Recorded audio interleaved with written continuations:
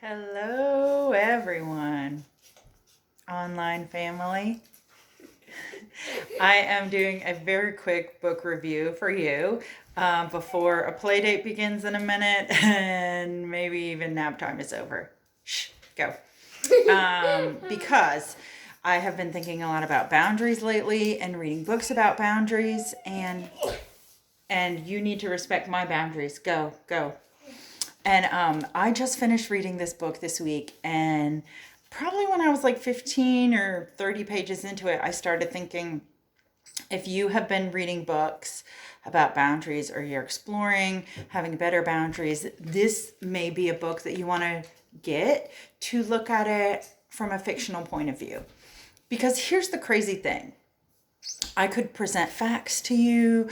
I could talk about techniques and this and this and that, but humans have been interested in stories and the stories that happen to other people throughout all of time. And so sometimes the best way to get your mind wrapped around a new idea, or when you're trying out something new, a way to explore it is through a story.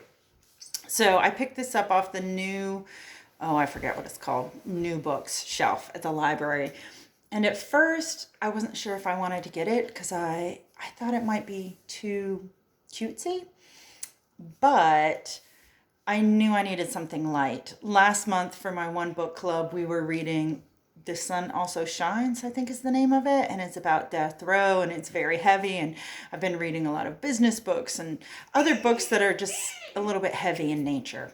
So I knew I needed something light, but the last few books I got that were supposed to be light were also really historical, and that wasn't light at all. But I didn't want total fluff.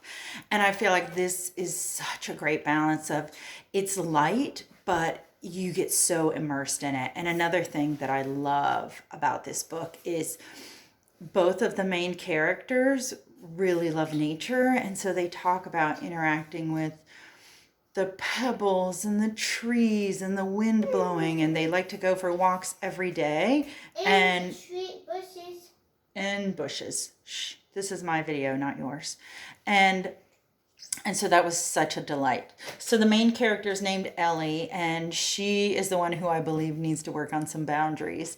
And she's exploring that in the book, but she meets this harp maker and starts exploring her creativity in a new way. And it is really delightful. The imagery in it is so wonderful. The character Dan, who's the harp maker that she interacts with, he talks about things like she was wearing cherry colored socks and her eyes were the color of Braxton ferns. And I forget what he says. Oh yeah, he almost always calls her hair walnut colored.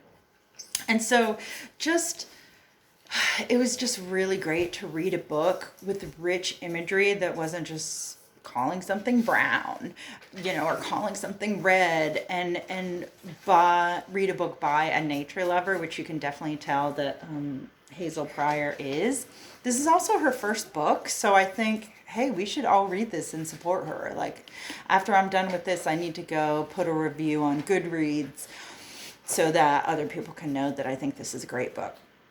So if you are working on having better boundaries in your relationships, or you are exploring a new form of creativity, maybe your New Year's resolution is, I need to read more books, I highly recommend this as one to start the year.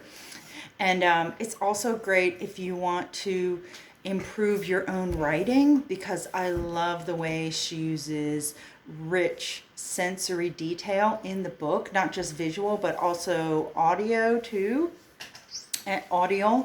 So I think this would be a great book for you to explore. And hey Whitney, if you have a book that you have been reading that really just delights you, then I would be so excited to know what it is. You can go check if they're here. Because, I love to read, and I'm an avid reader, and I'm not picky about, I'll read highbrow and lowbrow. Last week I was talking about Dostoevsky, and this is not Dostoevsky by any means, but it's still really good literature. And let's see if there's anything else I was going to say. I guess that's all for today, but I hope you are having a lovely day, and I can't wait to hear what's on your reading list right now. Take care. Bye.